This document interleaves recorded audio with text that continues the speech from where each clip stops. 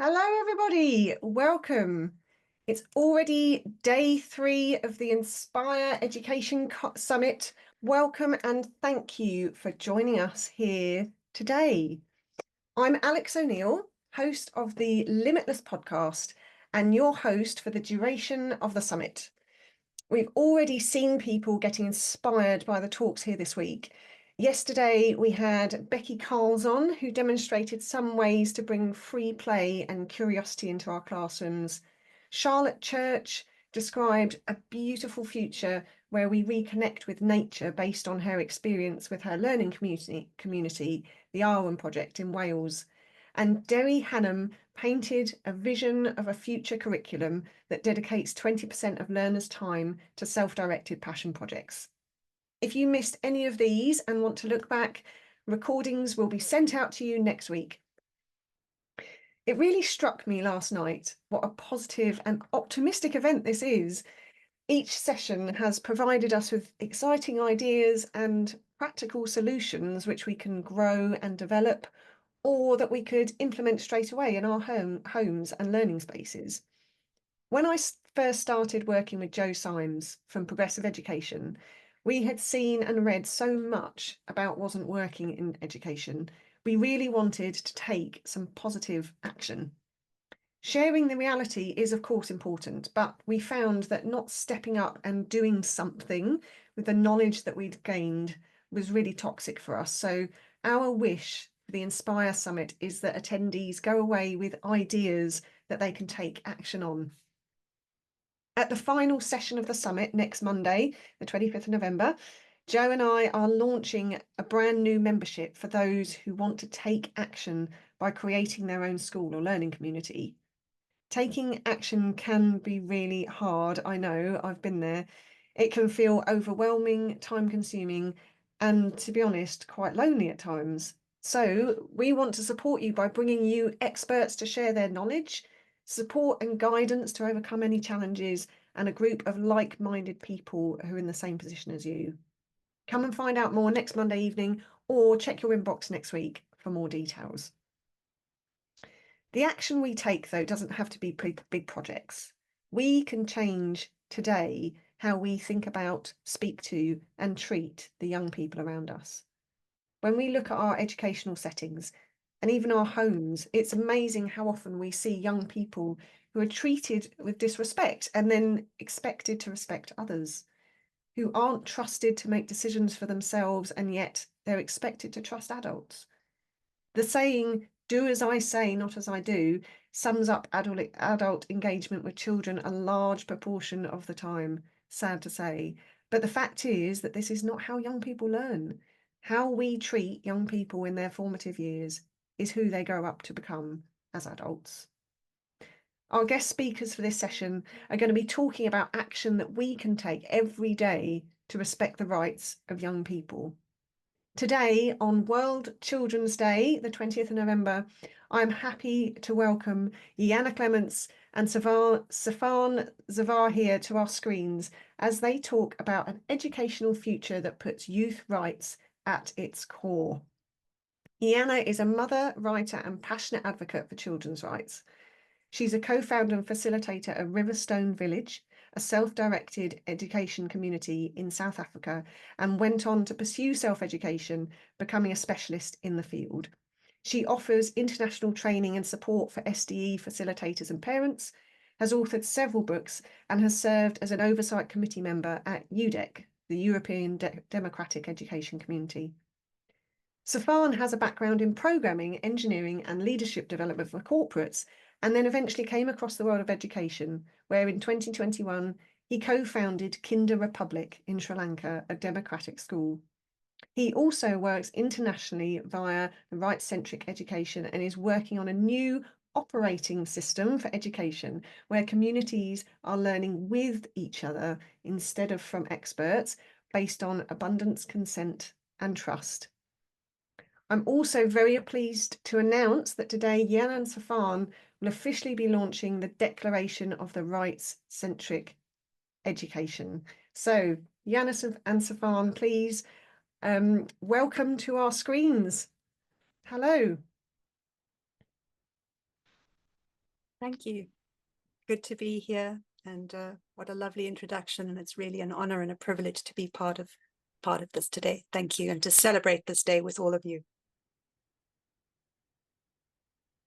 Yes, it's certainly great to be here and really excited about this. So shall we take it from here, I think? Yep, over to you. And please feel free to share your screen. All right. Right, so the title we have for the session is choosing the right direction. So a little bit of a play on the words. We often want to choose the right direction, but what has right and right got to do with each other, and how can we use the UN Convention on the Rights of the Child to steer education in hopefully the right direction. So I think Alex also mentioned it when she started about fixing education. So Yana and I, like many others before us, many more to come, and I suspect many people who are listening to this want to fix education because you see that it's broken in some way. But you can't fix something that's broken unless you know what it is that you want it to do. And for Yana and I, and for many others, but I think maybe not quite as many as before, the mainstream narrative of what education is supposed to do didn't quite sit well. And for example, when I was in school, like 30, 40 years ago, I was told to study well and get a good job. And when I asked, so what about the people who can't study well? Are we saying that there are no good jobs for them? Are they going to be stuck in bad jobs? I was sort of told to not ask unnecessary questions. Um, and when I hear things like that, I don't stop asking the questions. I maybe just stop asking from those people, but I keep pondering these questions and maybe even more questions like who is deciding what is necessary and unnecessary, and why are we trusting these people? So um, we have to answer this question, what is education for, if you're trying to fix education in any way? And this is a rather wicked question because most of us who start something new because the old is broken don't really have the time to answer this. We have young people in our lives who are looking to us in some way and they can't wait 10 years until we figure this out. So we need to sometimes start before we are ready. And even when we started in the Republic 4 years ago, I didn't have the clarity that I have now. And so I think in many ways we accept the same purposes of mainstream education, which nowadays is dominantly about preparing people for employment and a little bit about preparing them for citizenship. And we just tweak the methods of how we achieve that, but don't really change the objective. And in terms of that objective, one thing I realized is that there's an important nuance to this question that is often neglected. So when we ask what is education for, we don't usually answer what education do I want for myself. We are answering what education do I want for others.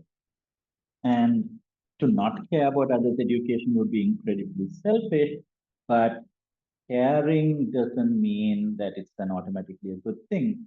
So recently in Sri Lanka, we had some elections, and some people who voted for a candidate other than the one who won were ridiculed as being uneducated.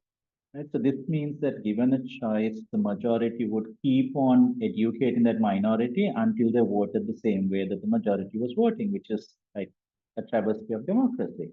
And this is no different to how the colonizers in Sri Lanka and South Africa, where we're from, and many other parts of the world, educated us to accept that they were superior to us. And, and then on top of that, they have the audacity to say that this present mainstream system of education is tradition. Like it's not even 300 years old yet. And they're talking as if there was no traditional education before that. Of course, this doesn't mean that we were living in some kind of utopia before. We had the patriarchy where the education it provided was that men are superior to women. We had caste systems that educated people that high caste was superior to low caste. But in all of those, every time the people with less power are deemed unworthy of deciding on their own education. the people with more power decide on their behalf. And like Alex mentioned in the introduction, this is what is happening now with adults and children, and why most people, adults and children, can't accept the idea that children should even have a say in their own education. Because, you know, what do you know about this? We know better. We are going to decide for you. And this relates to what I call two competing ideologies in history. One is liberation, that we are all free, we all have dignity, and we all deserve to be treated well. And the other one is oppression. So we accept that it's perfectly fine, even necessary, that some people can benefit from exploiting others and oppressing others. Even if it's sold as this is for your own good, because the most sustainable way to oppress somebody is to convince them that it's for their benefit. So whether this vector of oppression is gender or caste or age or blood or socioeconomic class or anything else, if some people are winning, then some others are losing.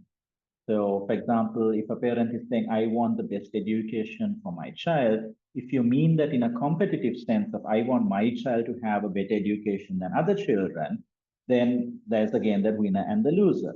If you mean it in the sense that I want the best education that is possible for my child to have, then it's not necessarily competitive. But if some people are winning, then there are others who are losing. And the people who are winning, or even the people who think they have like a snowball's chance in hell of winning, like to stay with the oppressive system. And they don't want the liberation system where there is no losers and no winners. And I think that's why we don't see this liberation ideology being lived anywhere in the world now. Which is not to say that it didn't happen before. I think it did happen before, but the people who worked on this, more liberatory, emancipatory, egalitarian models didn't really invest a lot in armies and things. So when the oppressors came around, they quickly lost. But in modern times, this liberation ideology, this ambition finds expression as human rights. And this is where I hand over to Jana because she's going to take you through some stuff on how human rights connects to what we do in education.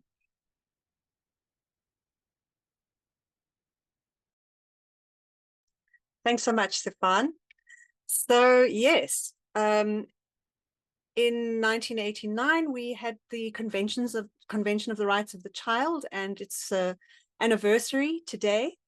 Happy birthday to something beautiful that has been used quite a lot, but we can make a lot more use of it when we actually start looking at how to bring it right into the heart of our educational practice.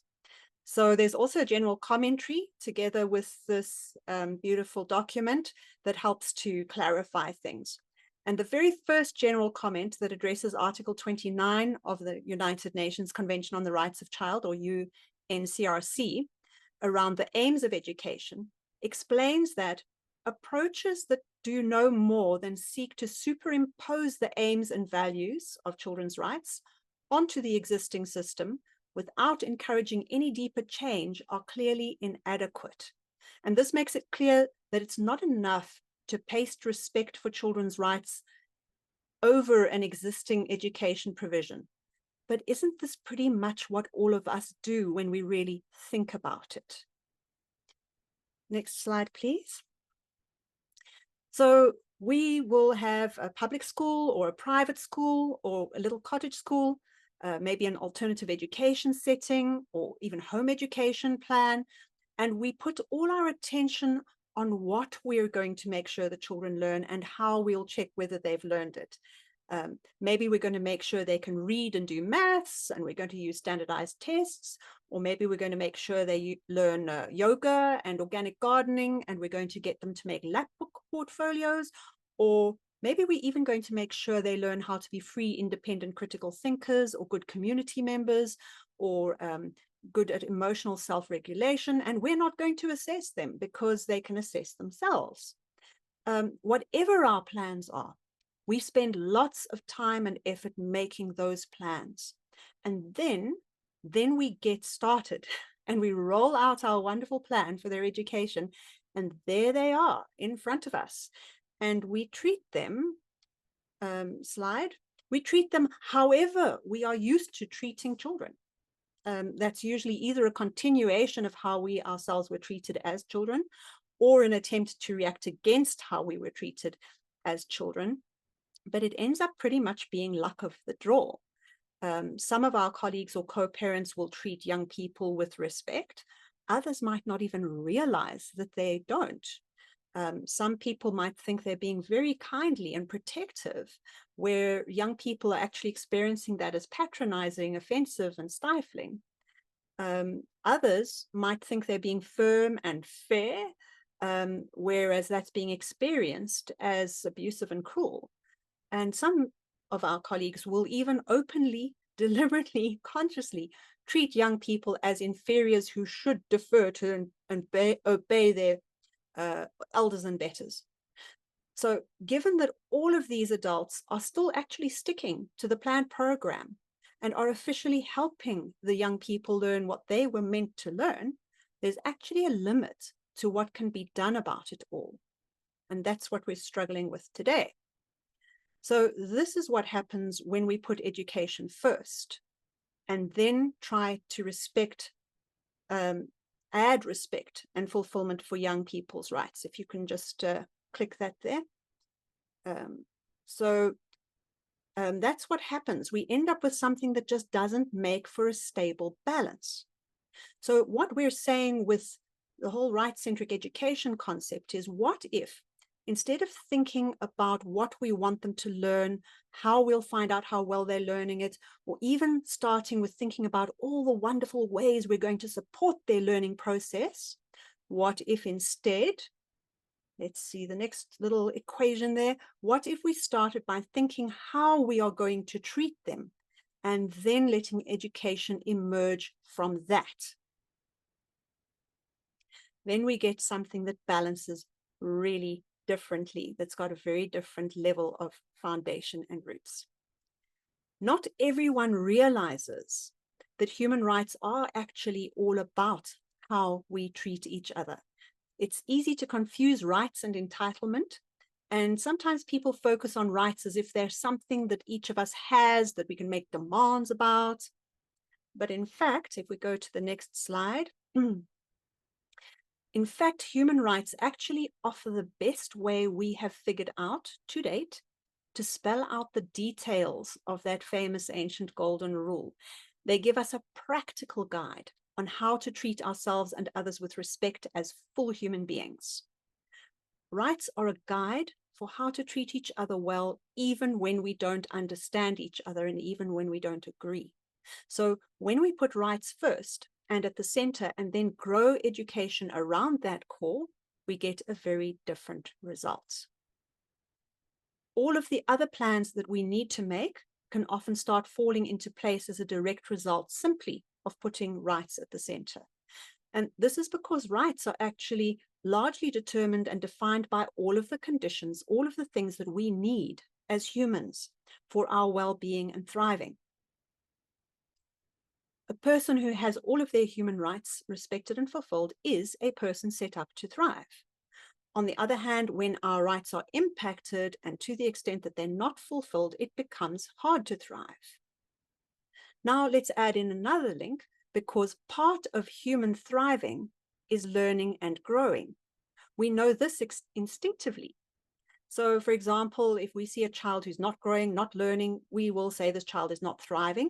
But on the other end of the scale, let's look at a senior citizen who spends lots of active time growing their connections, learning new things. We're going to assume that person's thriving in a way that we won't assume that for another senior citizen just lying in bed. So it's the fact is that, learning and thriving are so deeply interconnected. So looking at the whole of that connection, when we ensure that a child's rights are met, that sets them up for thriving, which includes setting them up for learning. In other words, using the United Nations Convention on the Rights of the Child to help us check how we are treating young people and making that the foundation of our education spaces and interactions, ensures that children will thrive, which sets them up to learn. And this creates really solid roots and foundations for all of our endeavors. So to go into a little bit more detail about some of those rights and how those impacts roll out in our education spaces, I'm handing it back to Sifaan. Okay, thanks, Tiana. So let me build on that. So what is, sometimes we've heard this term 21st century education, modern education, and there are a lot of people who will say that this present schooling system, education system, was designed to develop obedient factory workers, and the modern workplaces are different, and so we need a different system. So they might say we need the 4 C's or the 7 C's, and one of them is almost always critical thinking, or they might say we need social emotional learning, or this curriculum, or that technology platform. So there's all sorts of things that are trying to be changed, supposedly. It might even include student choice, but the choice is going to be things like, so do you want to study maths by doing a project, or do you want to study maths by listening to a lecture? Or they might maybe ask, so when do you want to learn maths? But there's not any real attempt to address the roots or the fundamental issue. So when they talk about this education system producing factory workers, they're referring to the system that came up in Prussia around 275, 250 years ago. And the Prussians obviously didn't care about the human rights of the common people. We didn't have anything really of what we now consider human rights understood back then. And now when we talk about what modern workplaces need, then that's really about capitalistic, especially neoliberal capitalistic workplaces, and they don't care about the human rights of workers either. I mean, it doesn't even care to educate people on workers' rights, never mind human rights, right? So, and if you don't acknowledge the core of the issue, you can only provide superficial changes. So this kind of modern education kind of thing that's still preparing other people for maybe slightly different things doesn't change the fact that this is still education for other people and not for the beneficiaries, the supposed beneficiaries themselves. So when we talk about human rights, so some people feel that, this is just some fluffy, philosophical, vague, nice to have kind of things, but actually no, these things are international law, right? So today is the 35th anniversary of the most widely ratified UN treaty ever, the UN Convention on the Rights of the Child.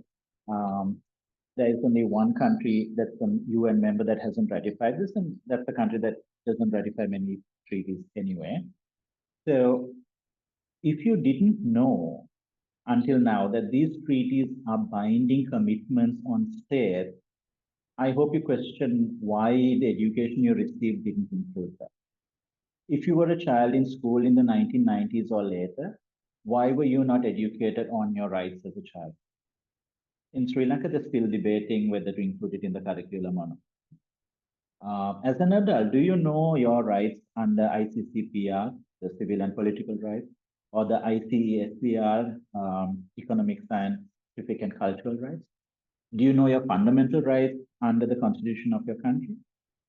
Because if you don't know your rights, you won't know if your rights are violated. Right? So the first step to uphold and protect your rights is to know what your rights are. And so I'll take some examples of the child rights that are guaranteed by the convention, which so many countries have signed a binding agreement, ratified the treaty saying, yes, we agree to do this. Right? So Article 12 is the right to be heard, which builds on freedom of expression, because freedom of expression says you can hold an opinion and you can express that opinion. But it doesn't mean anybody has to listen to that. But children's rights, because children are often not listened to, explicitly added this, we have to listen to children. And we must give their views you wait. So this doesn't mean you do anything the child says. If the child says, I want to eat ice cream all day, it doesn't mean that's going to happen. But at least you need to find out why is this child asking to have ice cream all day, right? So I consider this to be the pivotal right, the kind of gateway right, because it's the one that really determines whether the recipients of education have a say in the education or whether it is decided on their behalf for their own good. And there are quite a lot of details in the rights instruments about what kind of things need to happen in schools and in other education settings to actually respect the child's right to be heard, which I think we can share this afterwards, but if you compare what it says there with what is happening in most schools, I think you will find that it's like completely different and none of those things are happening at all. And then coming to critical thinking, I find it very funny in a sad, ironic way that when people who advocate for critical thinking act as authorities who dictate what kind of critical thinking is acceptable. Right? So if any of these people promoting critical thinking, if a child asks this question, how come adults get to make all the important decisions about our education without consulting us, they will not get a proper answer for that, right? Which is then violating children's right to be heard. Globally, it was only 2 years ago that there was a systematic effort to actually ask young people, what do you want from education? It resulted in the Youth Declaration at the Transforming Education Summit. I think there were about maybe 500,000 or so young people who were involved in this. And most educational reformers think the most important thing is teacher training. And this was there in the Youth Declaration, but it's somewhere in the bottom third in their priorities. And even there, they were concerned about the rights of the teachers as well, right? So not just training them this way or that way, but their rights need to be respected as well. But what was their main demand? The top two demands was their right to be heard in their education, a seat at the table, nothing about us without us. And their eighth demand, so still higher than teacher training, was that education be aligned with the holistic vision of education, founded on the principles of human rights, which is what we are calling for with right-centric education as well. To take another example, Article 15 is freedom of association and peaceful assembly. And this article is very interesting because it has a very specific clause under what conditions can this right be abrogated. And it's basically in conformity with the law, necessary in a democratic society for national security or public safety or public order, protection of public health and morals, things like that. So, if young people wanted to try to, I don't know, take over Congress or something like that, that would not be peaceful assembly. But if you look at how things happen in schools, the way school is organized, children have limited opportunities to associate with children other than of their age. It's quite hard to associate with children outside their school, and which adults they associate with and under what terms is not in their control. They don't have the freedom to not associate with children and adults if they do not wish to. And all of these things are happening for the convenience of the system and not for the very specific reason specified in the convention. So even just to show how simple it is to flip this though, right? If you offer the classes that you currently offer, but you make the attendance entirely optional, so you're not checking attendance, you're not asking people, why didn't you come for class, anything like that. It's just the class is offered, if you want, you come. And this is exactly how it happens at Summerhill, and you'll be hearing from Summerhill later at the summit. And that's just such a simple way to promote this right. If you want to come, you come. And if you don't want, then you don't come. And you can exercise your right to be heard and say why you're not coming, what needs to change for you to come, which is very different from how compulsory schooling is presently understood, which is that you have to come and we don't care whether you like it or not.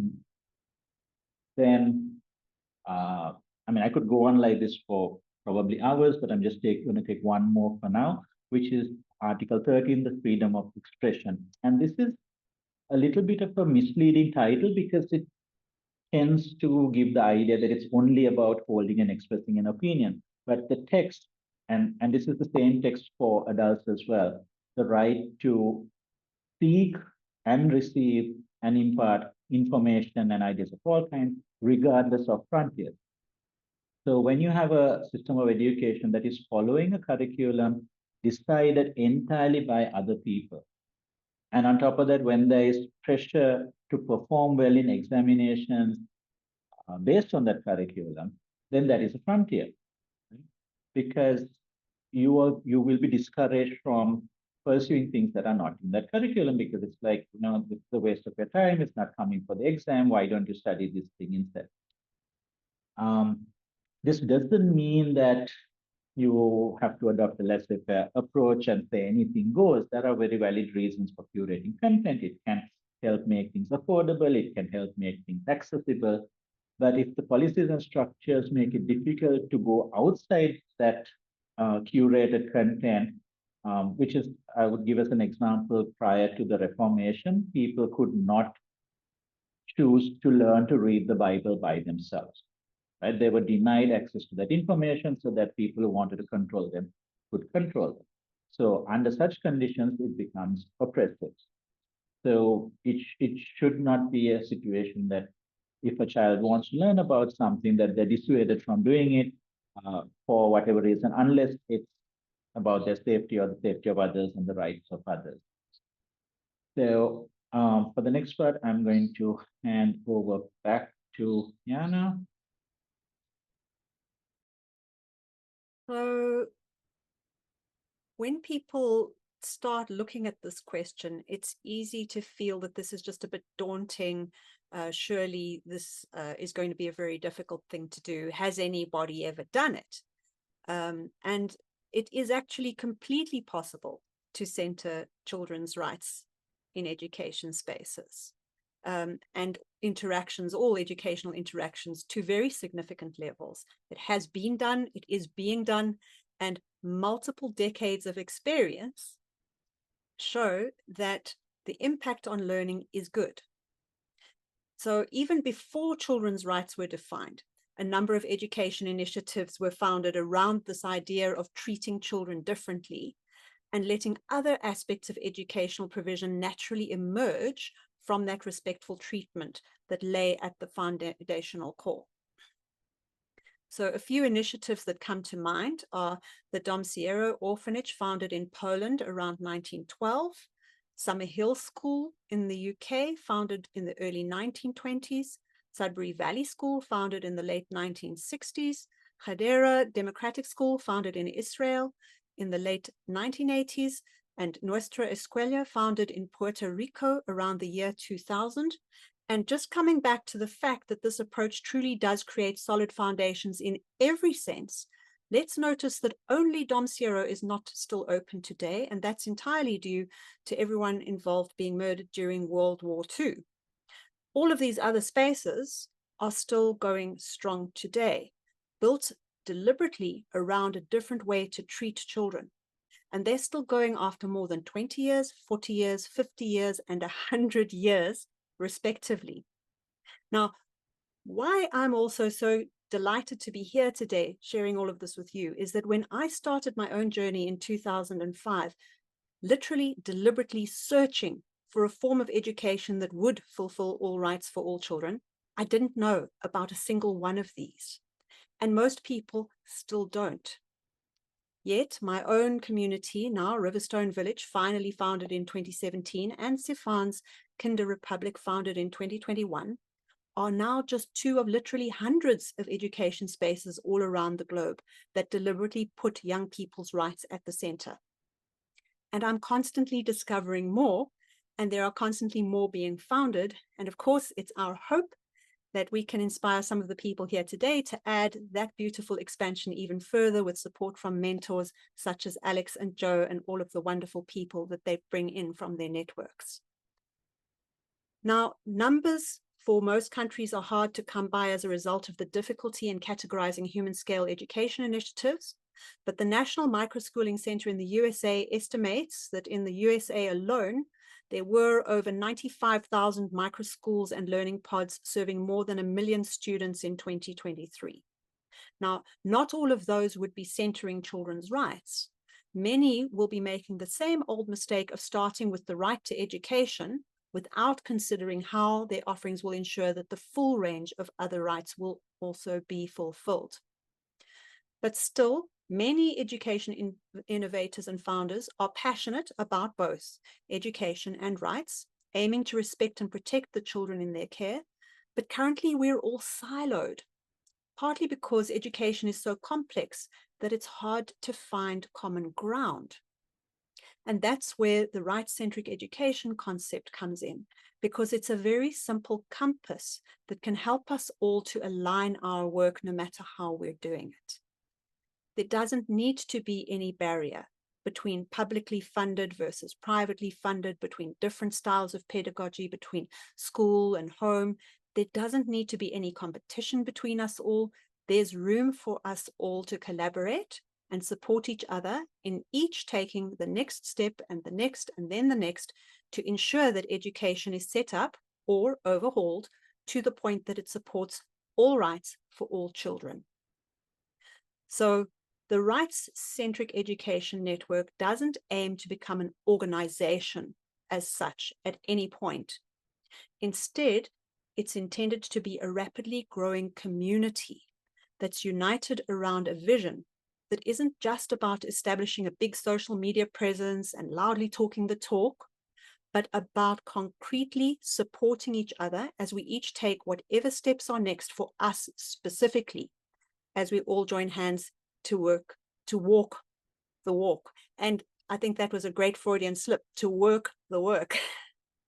So the critical thing is that the RCE network is actually about starting from wherever you are at, and at whatever level of rights fulfillment your community can stretch to at its growing edge, whatever that may be, but all moving forward together. Now, those of us lucky enough to have a head start have got resources to share with those who are just getting started. And the network is also about making that more possible. Those who are facing difficult situations that haven't been solved yet can join forces to help each other figure out creative solutions that might be impossible if tackled alone. And those of you who are lucky enough to be starting with a blank page can use the RCE compass as a guide from the very beginning, creating deep and strong foundations for everything that you build. And maybe some of you will also still be going strong in 100 years from now. So the right to education has historically been prioritized because the right to education is an empowerment right that opens the way to the enjoyment of so many other rights. A good education is a gateway to a good life. However, far too often education actually isn't effective at empowering children, simply because when one right is treated as if it outweighs the others, even that right can become compromised by that misplaced focus in the end. So we all know too many children have been punished, pressured, imposed upon, made to feel as if their particular shape of their curiosity is a problem instead of an advantage, and they've learned through education to hate learning. Yet, for those of us aiming to support lifelong learning and thriving, we still need to start from somewhere, taking one thing at a time. So each and every learning community will have different priorities and a unique progression of rights to focus on due to the different participants and our larger contexts, such as cultural norms and laws of the land. So back to what Sifaan said earlier, probably the simplest way to achieve the shift to where we want to go is to start with the right of children to be heard and taken seriously. Because as the rights holders, they are actually best placed to creatively figure out, with our support, what it is they actually need in order for all of their rights to be fulfilled. They're the best place to feel out which rights are the most urgent to address. And once we begin making changes or putting measures in place, they are also the best ones able to truly assess how well their needs are actually being met. So a perfect first step for anyone in an existing setting or in something that you're founding is to make sure that they have a real voice, even or maybe even especially during the founding phase. In the end, the most important driver of human rights overall is the fact that ultimately the us, them, in-group, out-group, social, political, and economic divides, and yes, even age-based and generational divides, are all just like fingers and toes on one unified human body. There's no individual liberation without liberation for all. As we support each other in shifting, so do we all shift, bit by bit, towards the thriving that we know in our hearts must be possible for everyone. And now Sifaan is going to give you some practical next steps, how to join up and make your own contribution to helping this network be as rich as it can be.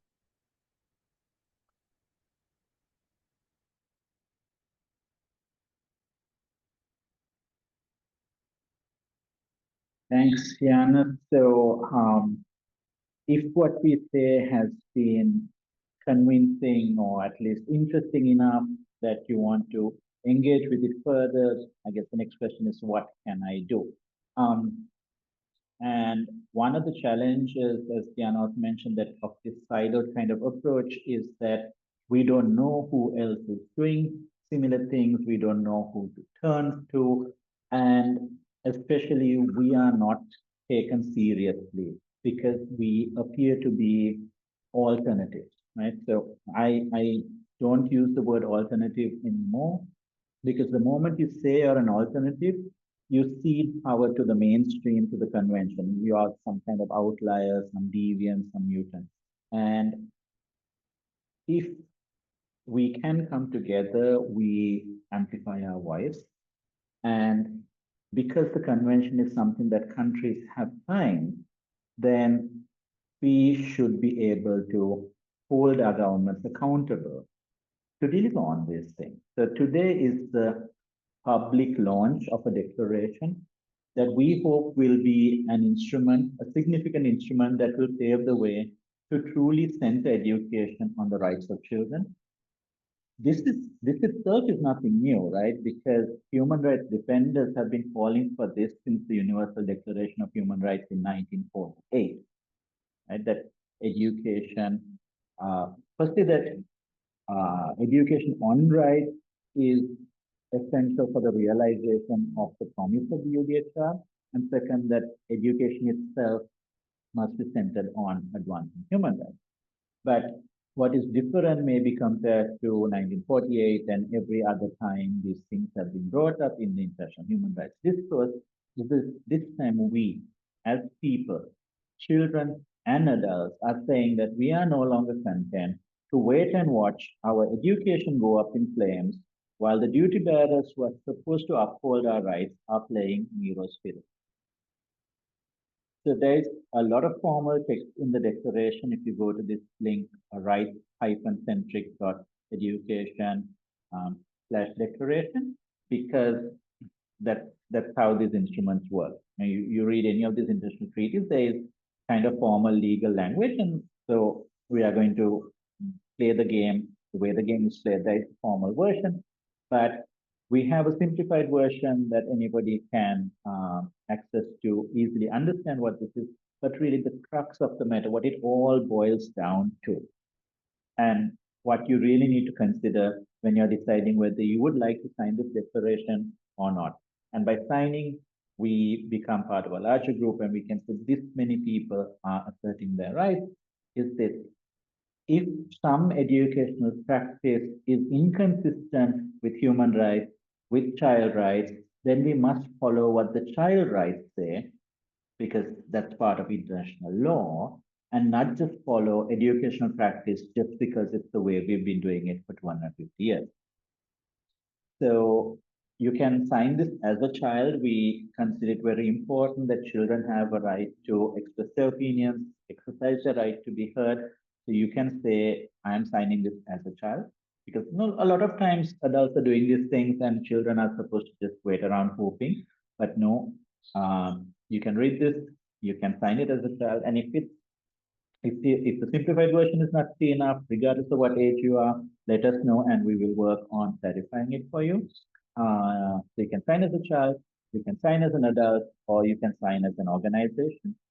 We actually had a soft launch a few days before for the founding members of the Right-Centric Education Network.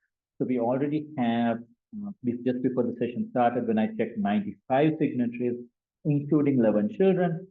So I say that those 11 children are exercising their right to be heard and also exercising their right to defend their own human rights, which is also their right. And because children are not dependent on adults only to defend their rights, they can defend their own rights as well. So after the session, please check this out. If you're happy to sign it, there's a link where you can sign it. If you're not happy to sign it, get in touch with us and we can clarify anything that is holding you back. Well, hopefully we can clarify, let's see. Next thing is don't just sign it and keep it a secret. Tell the people you meet that you've signed this. We will put some posts on our social media channels so you can share that on your networks and say, I have signed the declaration, and why you signed it. And if you can write to the newspapers, that's great. If you have a newsletter, you can put it on the newsletter. Anything you can do to get the word out helps all of us to achieve this better. And if you want to contribute in other ways, signing the declaration, you sign it, it's done. You can share it as well, but there is no other obligation as such. But if you want to be more involved in making this happen, in seeing how we can share practices between homes or schools or any environment on what does it look like when we respect children's rights, you can join the Right-Centric Education Network. So the link is right-centric.education/join. And we had over 160 founding members. And that phase is over, so now you can join as a regular member. But the way we designed it, because we wanted it to be inclusive for everybody, anybody who joins now has the same rights and the same opportunities as the founding members, the same rights as I do, as Janet, as Joe, Alex, or the founding members. Everybody has the same opportunities. It's free. You can contribute in any way that works for you. So basically offer what you are willing to offer and take whatever you need, right? Because, I would say this is a thing where you actually have your cake and eat it as well, because the cake keeps going back. And this too is for children, for adults, and for organizations. And if you're wondering, what kind of additional contribution this might be, it could be that next time there's an event like this, you are speaking, talking about right-centric education, or you could be helping out with the website or the wiki or newsletters, or it can even be things that you explicitly refer to right-centric education or explicitly refer to human rights in the work that you're already doing. And then there's a few miscellaneous options. So the logo we have is the word for education in as many languages as we could gather. The blue hand is the logo for human rights. So what we're trying to communicate is that education, wherever it happens in the world, looks very dull, except when it prioritizes human rights, and then it comes to life. So although we have many languages, including non-Latin scripts, because we wanted to also bring in this decolonization aspect, but we don't have them all. So if your language is not represented, please let us know. You can email us at this address, and on the next iteration of the logo, we'll include it.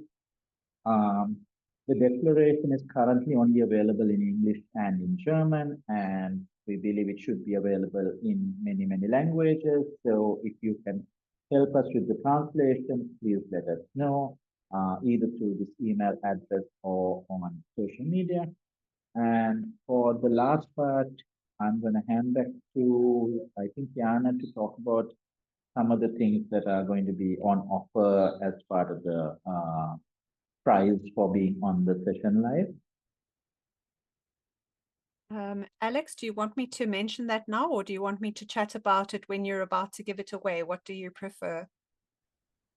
I think let's leave it until we're about to give it away. Right.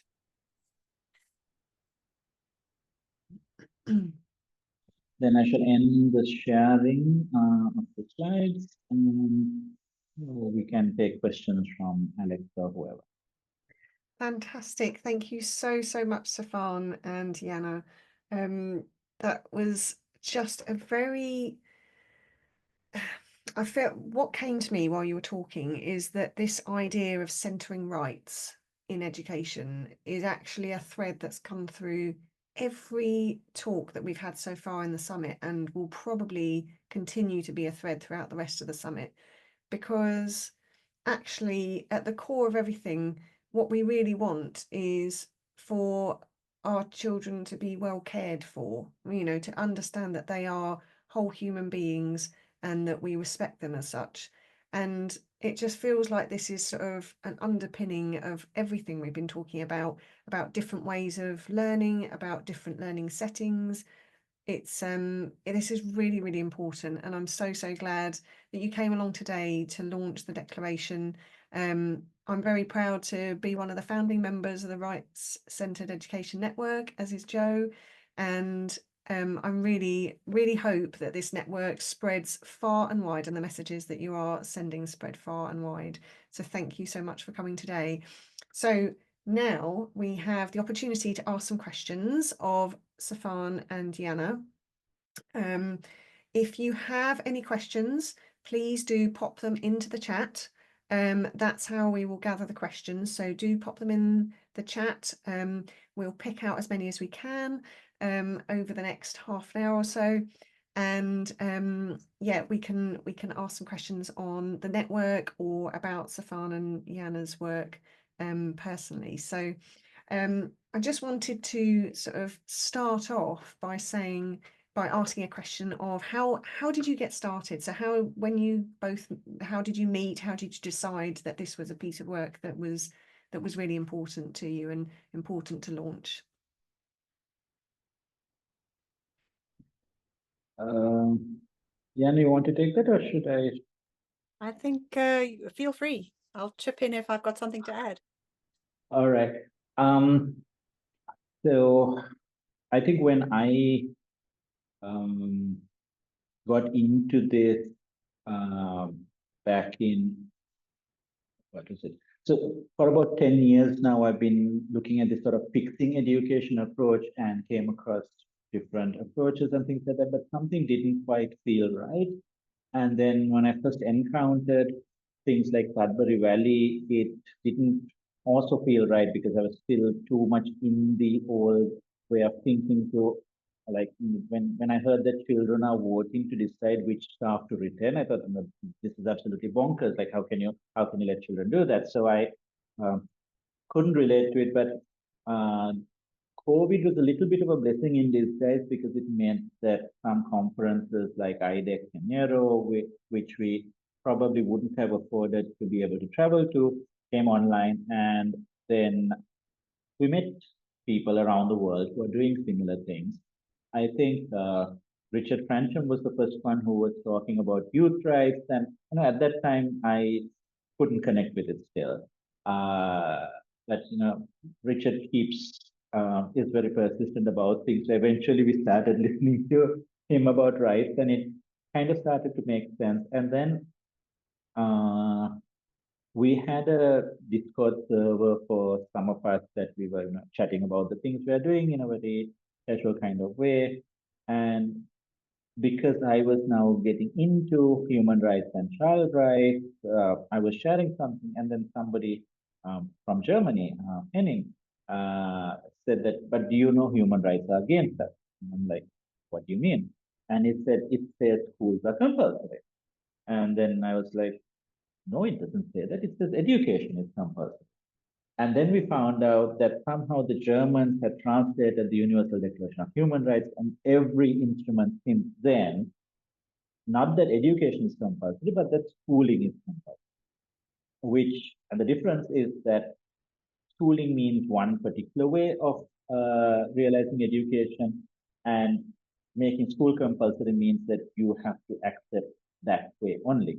And in many countries, even if they say the word education in the law, it actually still means schooling. So even in Sri Lanka, our law that dates to before the UDHR. The title is compulsory education, I think, but what it practically means is compulsory schooling. So then we realized, there's this confusion. What is this? And then we thought we could change this, and then realized that you can't amend human rights law. You can only add on to it and clarify it.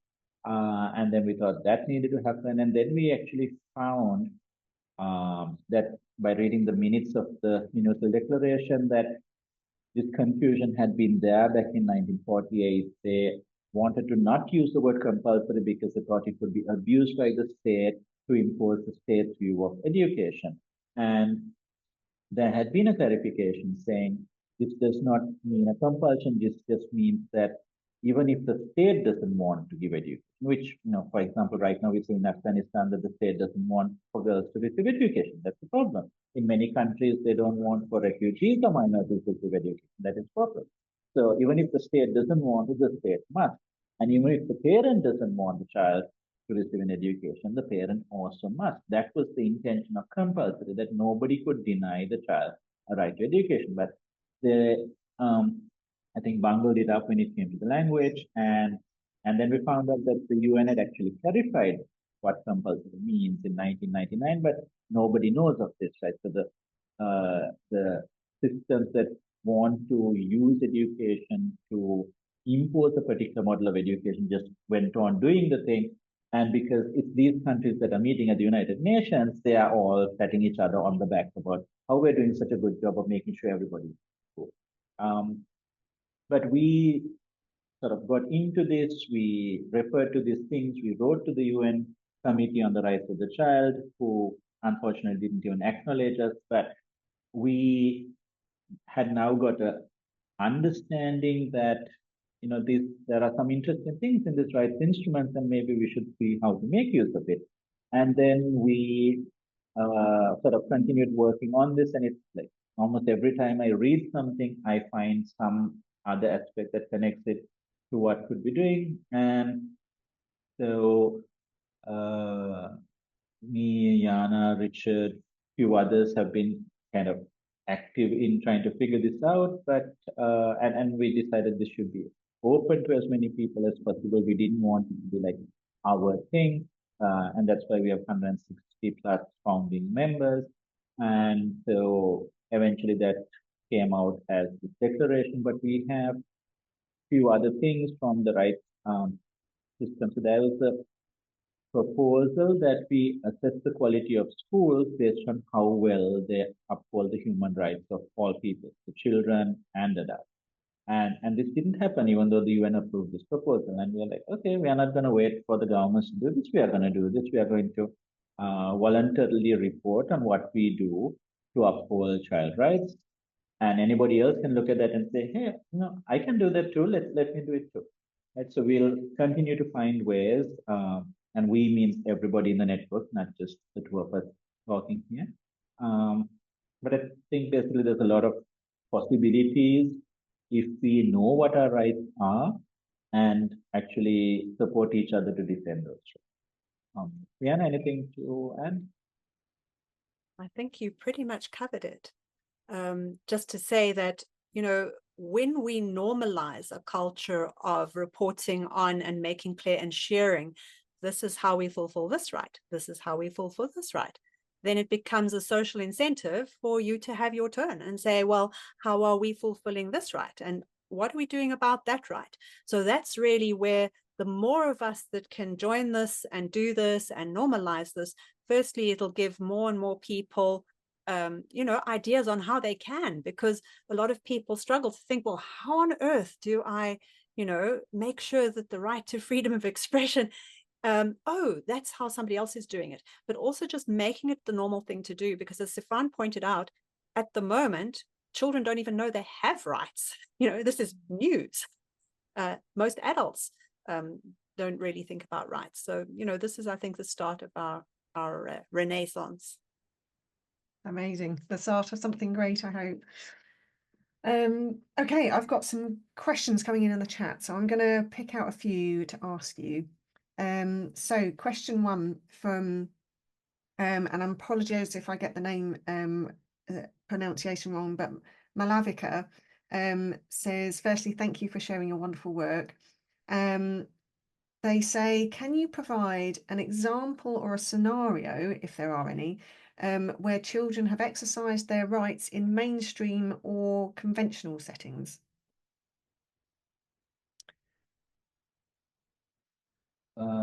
Yeah, and I could talk about Charlie. Yeah. Do you want to?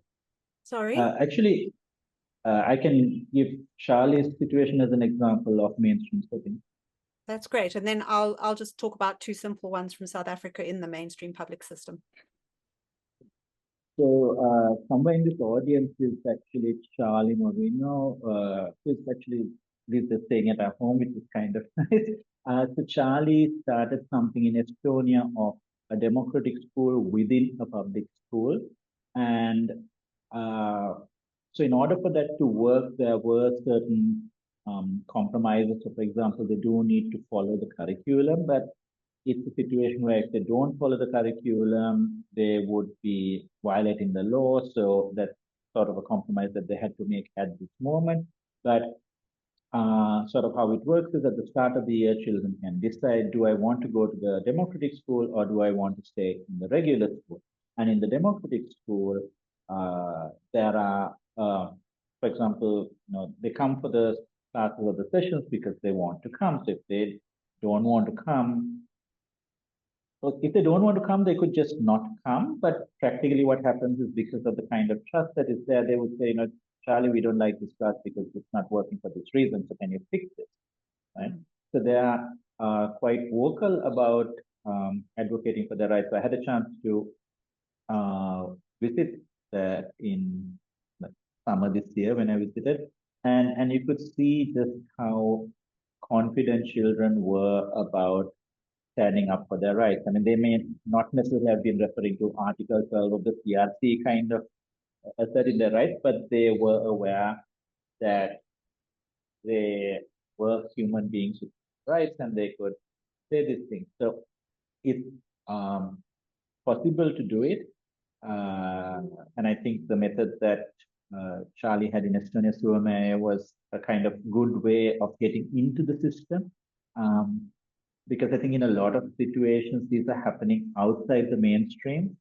And it's because, if the state is not going to uphold the children's rights, right now in Sri Lanka, we have a situation that the state cannot give me a guarantee that if my child were to go to a state school, that the child would not be hit corporal punishment, because that's the sort of main way of discipline in this country still. And there was an incident where a few days ago a child died as a result of this. The state can't promise that the child's right to be free from all forms of violence will be upheld in the state schools. So I'm not going to send my child if I have an option to not do this, but that is a privileged position. So what about the people who don't have that privilege? And so I think the people who have the privilege to step out have to use the privilege to pressure the state. This is what you promised to do when you signed this convention, so do it, right? And this is how it can be done. You just have to do this kind of thing. So, one of the ways in which we can enter it, and why we say in the declaration also that we have to progressively shift the practice, is that you can't overnight take a mainstream school and say, oh, well, these are the rights and we're just going to leave you to it because there will be absolute chaos and it will be nuts and it will be then dismissed as a failed experiment. Even when it comes to actually implementing rights treaties, nobody expects everything to happen overnight. It happens step by step based on what countries are able to do. So if there's a school that says, okay, we like this, we would like to work on eliminating corporal punishment, and we're going to focus on that, and we're not going to work on other rights at the moment because that's all we have capacity for, that's great. Or they might say, we are legally obliged to do the curriculum, but there is idea of 20% for self-directed. I think we could do that, so we are going to make that work, and then that becomes an opportunity for children to exercise their right to be heard. So there are at least 2 entry points into bringing this into the mainstream, and I think the more we can pressure the state saying, this is what you have promised, so you need to keep your promise, then the more ways we will find on how to make this work. Mm. Yeah, and you wanted to add something? Yeah, so I'm going to come from a different angle on that. I think that was great. But just looking at South Africa in the absolutely public system, for example, in South Africa, we had a child who had a nose stud with a Hindu background. We had a child with dreadlocks in the public system who were being forced to follow a dress code. And fortunately, because of South Africa's very human rights oriented constitution, they were actually able to win their cases, such that now that is an amendment that's going through in the education law, that children have to have respect for those kinds of freedom of expression. And then, of course, every time a child reports somebody for corporal punishment, luckily in South Africa, we have a law against it, but it's still rife. It's still horrifically rife. But every time a child actually stands up for themselves, tells somebody, asks for help, that's another way that they can exercise their rights. So this is also where what we said before, in that the gateway is to make sure that children can be heard in the first place. So in South Africa, we've got in law that there's supposed to be actual student representative councils in every single public school, but they mostly don't exist.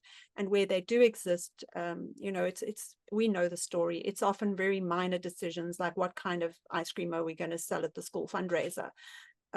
So addressing that actually gives us a way to get started and get in, because as soon as children understand they have rights and they have a safe, genuine way to make sure that they are heard, they will then start raising everything else that actually needs to be addressed. And then, as Sifaan says, it's up to everybody to figure out what to prioritize, where to start, according to what capacity there is.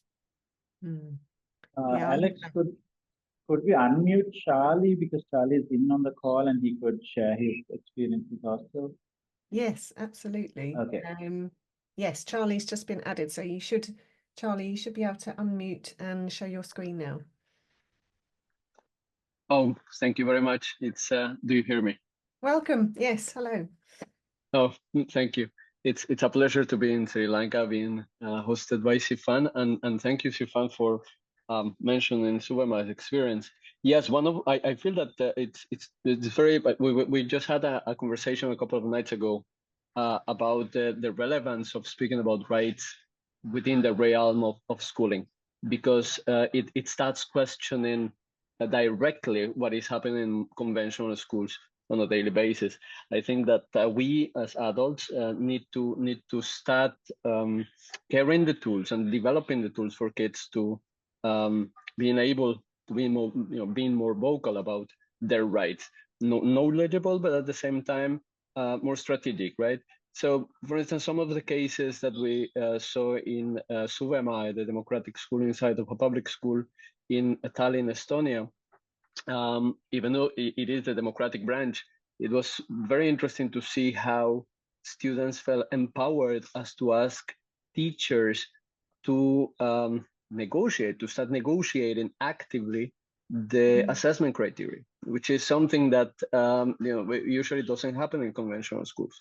That they at some point were also very keen in participating in budgeting, planning the budget, thinking and feeling, how can this is a public school, so there are no fees, but parents voluntarily make contributions to the school NGO.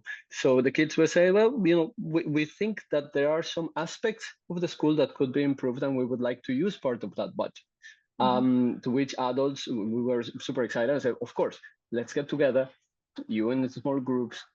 You can make different proposals.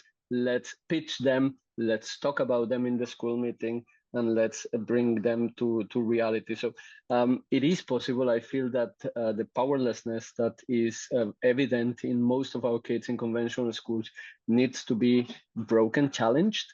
And we need to facilitate those spaces. So I'm very glad I had the honor to read the capstone that Sifaan shared on his postgraduate diploma, and I'm very honored that he sent it to me, and it's very inspiring, because I feel that this is actually the tool, the mechanism that we were lacking, which is a universal approach to how conventional schooling is not the only approach to education and to learning, right? Perhaps it suits to some families, it suits to some kids, or they might think that it suits, but there should be alternatives. And yeah, thank you very much for this presentation. It was very interesting, Jana and Sifaan. And thank you, Alex and you. And thank you for allowing me to share. Take care. All the very best. Thank you. That was really interesting to hear from your personal experience. And the thing for me that came out of that was, you can do this right now. Like, you can do this at home, you can do this in your classrooms, you can provide that offer to hear the children, to hear what they want, and make that happen, even if it's only on a small scale for now. Like, you can do that now, and then the effect will ripple. Well, that's our intention, that's our hope, and I think joining together to do that is absolutely the right way to go. Okay, I've got another question from Tush, who's from the Stop Child Cruelty Trust, in the chat. So they say, is child safeguarding policy a key element of the right-centric education plan? How do you ensure that the members receive the training and adopt such a policy? So what's your thoughts on safeguarding and rights? Let me just lead on this, because Tush is from Sri Lanka and somebody we work with on ending corporal punishment in Sri Lanka. I think part of my exposure to child rights was from working with Tush as well. So at the well, one thing on that question is this: how to ensure part is that the way we see right-centric education network working is that we will not be an enforcing kind of body that says that, oh, you don't have a child safeguarding policy, so you can't be part of it. We would rather be as inclusive as possible. But of course, people might see that, well, okay, most of the schools here have some kind of safeguarding policy in place, and maybe it's a good idea for me to have one. And let me reach out to the ones that are in a similar situation to me and see if I can get some help with them. And we are hopeful that if there's such a request, that it will be supported. And when it comes to the pressure for doing that, what I personally would see and that I would advocate for, so it's not that what I say is law or anything like that, but this is what I would exercise my freedom of expression to say this, and those who want to take it will take it, that children have to be trusted to defend their rights. So if there isn't a safeguarding policy in place, and children can see what has happened, because if we are part of this framework where we are supporting each other to do this, children will be able to see that, oh, Kinder Republic says this, Riverstone says this, Summerhill says this, and they're talking about a child safeguarding policy, and my school doesn't have one. Why does it not have?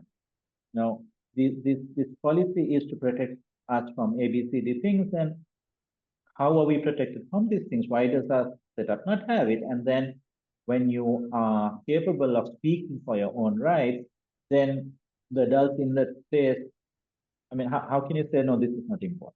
Right? I mean, if you're saying that something the children says is not important, then you're not respecting the right to be heard.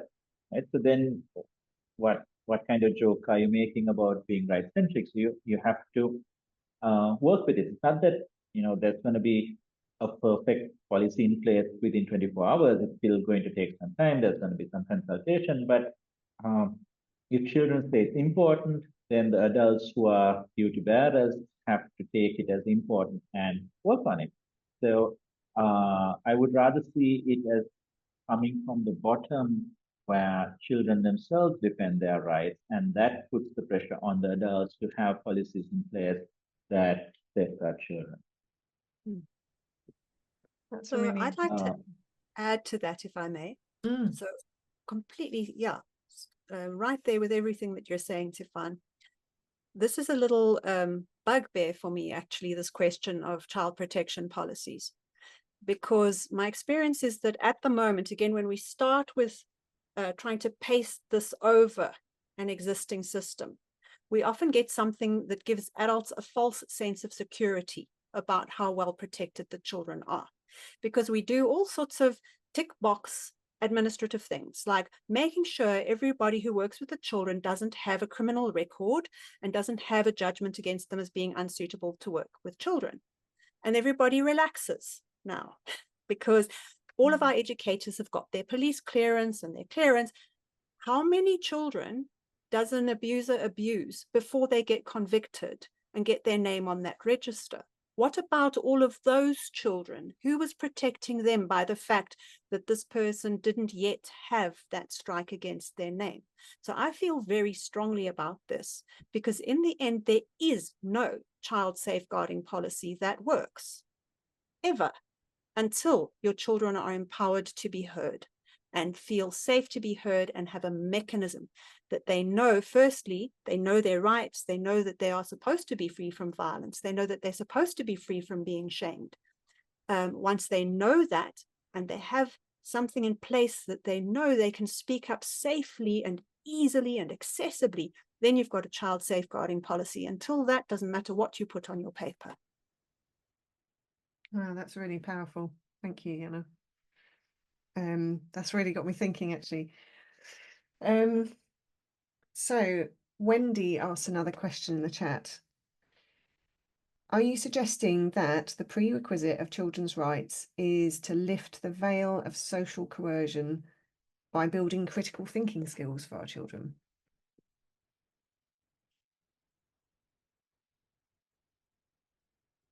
Gianna, why don't you go first on this one? So it's very interesting how you framed that question. I think again, when we, like, yes, and when we're used to education sort of as it mostly is in the mainstream now, we tend to building critical thinking capacity for children. Whereas, you know, if you look at the toddler stage, the so-called terrible twos, it's characterized by the beginning of exactly that skill. You know, no, I don't want this. And little children are already very good at telling us when we're gaslighting them. They're pretty good at picking it out. We train it out of them. So yes, it's going to make an enormous difference when children are empowered and that empowerment is supported rather than opposed by adults. But it's not something we're going to build. It's something we are going to stop interfering with. Yeah, that's so interesting. And this actually, the other thing this makes me think is this goes back before education. Like, this goes back before school. You know, in the UK, standard schooling begins at age 4 or 5. They can go to preschool and that kind of thing. But this is from when they're born. You know, us as parents, what can we do to get out of the way of halting their freedom to express their own rights? Very interesting. Yeah, this is really interesting discussion. What have you do you get a sense that the UN is on board with these ideas about, because you know, they often talk about, as you know, they've expressed the right for education, but maybe it's sort of less clear to them what is actually happening within individual schools, and that the rights are not being adhered across the board, and actually we are focusing on one right more than the others. Do you have that sense of whether that's something that they're aware of? So when we look at what they write, and the writing is coming from experts in human rights. So there is a committee on the rights of the child, I think 18 people serving staggered 2-year terms or something like that. So these are people who are subject matter experts on children's rights, and from time to time there are groups that work on general comments. There are people who author various declarations and instruments. And so when you look at what these people are writing, it's very clear that they see the gap between what human rights are saying and what is happening in practice. And so, for example, in 1948, they kind of said that education should focus on human rights, and they thought that would be good enough. And it was actually that they thought that we could teach children about human rights, like how we learn about the periodic table, we can learn about it. And then somewhere around late 90s, early 2000s, they realized that you must learn about human rights in that about sense, but you also should experience it, because what's the point of learning about human rights if you don't experience it? What's the point in learning that you have a right to be free from violence if you don't experience that you are free from violence?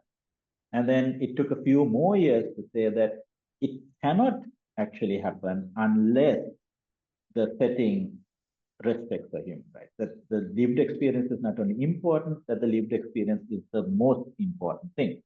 So there are people who are writing some very important things, and then there are people in countries who are supposed to read these things and do things about these things who are just ignoring. Right? And I think there are some quite structural, historical reasons why they ignore this. And so if you take corporal punishment, which I'm familiar with thanks to the work of Trish, I think it's about 1/3 of countries still allow corporal punishment in school. Only 2/3 of countries have taken it off. Now, this is a very visible thing because there is a difference. So the countries that have eliminated corporal punishment point fingers at the ones who haven't and say, why are you not doing this? Right? And sometimes it's a bit funny because UK does not have corporal punishment in schools, but the kind of things they do have are also violations. So there's detention, right? Detention is mentioned in the convention that it's not allowed. You can't detain a child. Like, I mean, because your uniform is the wrong color or something, to put a child in detention is not allowed. But they still do these things, and who is calling them out on this? Because all the other countries are doing much worse. You're beating the children. So how can you call out the UK for detention? So on these other areas of that that imposing a curriculum is a violation of freedom of expression, nobody's talking about this. So everybody is patting themselves on the back, saying we are doing such a good job ensuring children are in school and that there's no dropouts and things like that. And it's kind of ironic that the term used to say how many children who enter education complete education. The term used is survival rate, right? So you're surviving the education that is imposed on you, right? So there is a big gap between what the experts on human rights are saying and what is actually happening on the ground. And the sad thing is that really with any human rights, the state will not, or we cannot depend on the state to uphold it unless we as citizens pressure them. Unless we say we are voting for people who are going to uphold these rights for us, they will just ignore the rights. It's far, far cheaper to ignore the rights. But far cheaper cost-wise and far more profitable in other senses because there's a big money, big education sort of interest in this. So that's why I think it's important that we as people, as children, as adults, know our rights and pressure our states and say, you sign this document, you have to do A, B, C, D things. And if you don't do this, we are going to complain to the UN about it. Some countries have signed the optional protocol. They can complain directly to the UNCRC saying such and such thing violated my child's right, or the child themselves can do it. In Sri Lanka, we don't have that possibility, but there is that gap. And I think, or rather, civil society action is important to fill the gap between what is said and what is done. Mm. And if I can just add as well, if you think about what the UN is, the UN is a very, very high level body that doesn't have direct access to anything at the grassroots. And then you've got this sort of middle tier of people who don't have any incentive to respect human rights or children's rights, right? They've got their profits to make, they've got their bureaucratic convenience. So the UN is coming up with these beautiful things. Like, you know, if you look at that Youth Declaration on Transforming Education, you know, that's completely on board with this. If you look at the rapporteur who came up with the 4 A's, you know, making it clear to people that education can't only be accessible and available. It has to be acceptable to the recipients and adaptable to their circumstances and to what they consider to be accessible. So there's this beautiful guidance being offered, and then it's hitting the middle layer of the people who've got to implement it. And those who really implement it are here at the grassroots. It's us, it's the teachers, it's the policy makers down, it's the principals. It's like, we can't rely on that middle layer to do it if we're not going to do anything about it. We've got to take what's being offered here. We've got to grab this gift and say, thank you. Yes, we will meet you in the middle. We'll just keep chipping away at this middle buffer until it's all the way through. Yeah. Yeah. That's such a beautiful way of putting it, Jana.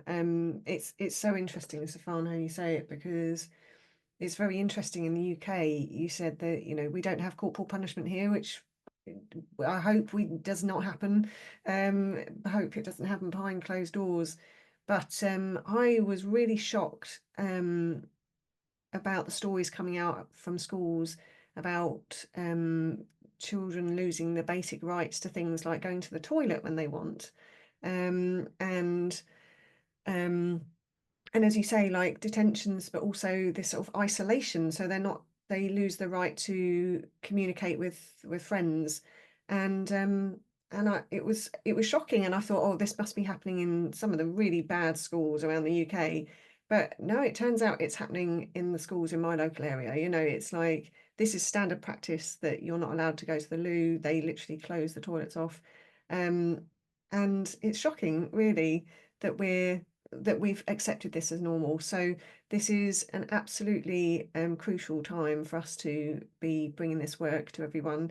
Thank you so much for coming along today. And thank you for all your questions in the chat. It's been absolutely fascinating. There's loads of chatting going on in the chat, which I haven't been able to keep an eye on all of it, but it's been really, really fantastic today. And if, as Sifaan and Jana said, if there's one thing that you're going to do to take action on today, you can sign this declaration for the rights for rights-centered education. So you can do that as an individual, or you can do that on behalf of your organisation, or you can take it to your children in your school, or your children in your house, and get them to sign it.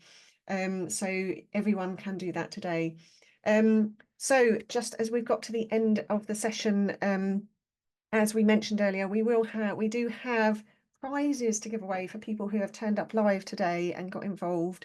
So Jana, do you want to explain? We've got 2 prize winners today. So do you want to explain what the 2 prizes are that you've kindly donated to us to give away?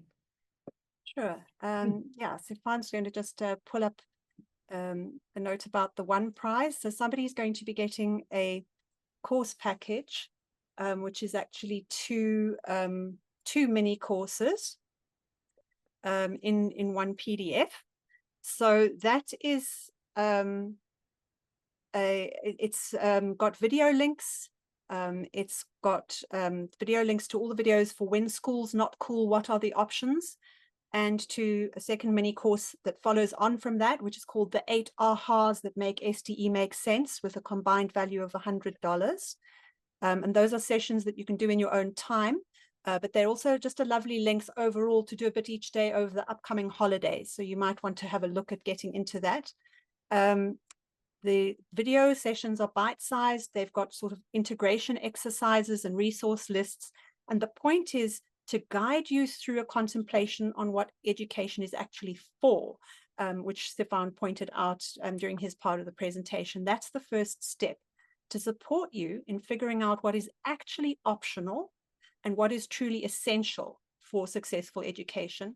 And that helps you build the confidence that you need to be able to put rights first, as well as the tools that you need to explain to other people why you've decided to do so. So somebody is going to be getting that $100 worth prize completely for you, and Alex and Joe are going to send that to you in your email.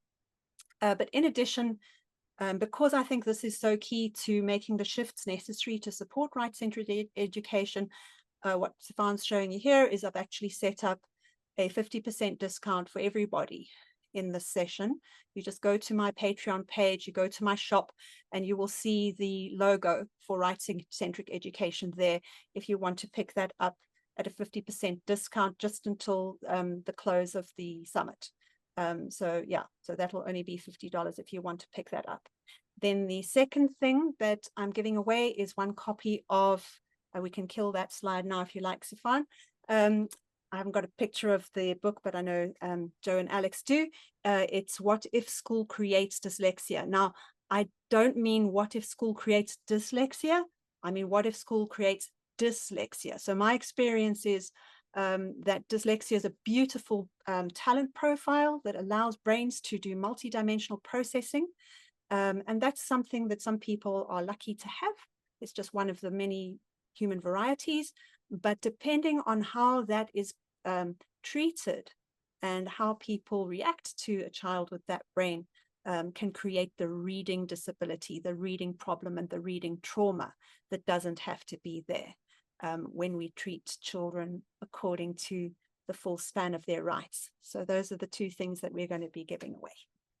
And excellent, thank you so much. Alex is going to pick the people because I've got indeed, a couple of I have the names here ready. So first of all, the winner of the book, which is which Jana was just mentioning, the winner who came along today will be Claire Maddock. So well done, Claire, congratulations. We will get that over to you as soon as we can in the post. And we have a personalised note from Jana in the book as well. And the lucky winner of access to Jana's course package is Sudartara Tapavane. So I really hope that you're both here and that you can both congratulate in your wins. If you want to get in touch with us at info@educationstartups.org, we can grab your details and we'll make sure we get those out to you. So well done and congratulations. And thank you, Jana, for donating those. I think hopefully Joe's put a link to the hopefully we can get a link to the Patreon as well in the chat so that we can, anyone who would like to purchase the access to those courses can.